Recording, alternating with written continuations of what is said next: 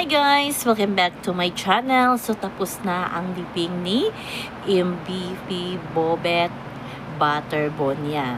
At ito na nga guys, iba talaga maghalongkat ang mga netizen. Pero kung totoo man to na sa video ng KMGS ay tinanong ni Miss Jessica Soho ang nanay ni Bobet or ni Rene kung may girlfriend ba na naiwan itong si Rene. Sabi ng nanay, dati may ex-girlfriend pero iwan niya lang daw kung bakit naghiwalay.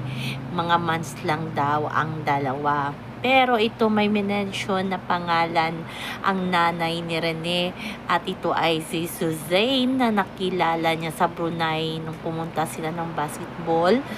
Ito ay isang Amerikana na basketball player din. So, si-stalk natin ang kanyang IG at ang kanyang TikTok account at doon nag-post nga si Susay ng pakikiramay sa pamilya ni Rene at yung game niya na yun ay hinahandog niya sa kanyang special friend. So, hindi natin alam kung girlfriend, boyfriend ba silang dalawa or ka-talking stage ni Rene ito si Susay. Kasi yung mga photos together din sila, may mga memories photos din silang dalawa nung pumunta si Rene sa Brunei. So siguro kung hindi nawala itong si Bobet, baka sasabihin na yan ni Bobet na girlfriend niya na itong si Suzanne. Kasi nga ka-talking niya, sabi nga ng nanay niya, nakausap niya daw itong si Suzanne pero hindi niya natuloy kasi nga hindi siya marunong bang English. Siyempre, Amerikana. So yung mga fans, marami ang nasayang na hindi natuloy ang love story nitong si Bobet at ni si Suzanne. So, nakakasad lang tingnan, di ba? Na may ka-talking stage na pala itong si Rene nang mawala siya. Sayang na sayang ayon sa mga fans.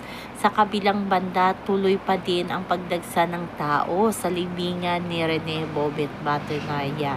Yes, pumupunta pa din ang mga fans, umaalay ng bulaklak, nagsisindi ng kandila para kay Bobet. So, hindi talaga nag-iisa itong si Rene. Pero ngayon nga ay tuloy-tuloy pa din ang investigasyon ng kanyang wala sa mundo. Kaya abangan na lang natin at sana mabigyan ng hustisya itong nangyari kay Rene at kay Divine Adeli.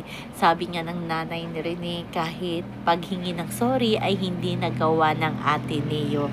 Yun ang malaking pagkakamali ng ate Neo, no? Diba marami na kahit mga atinista talaga nagsasabi na speak up na kayo ate Neo. So sana mabigyan ng katarungan ang pagkawala ni Rene at ni Divine Adeli. So yun lang po guys ang ating update sa love life ni Rene. Hanggang sa muli. Bye-bye.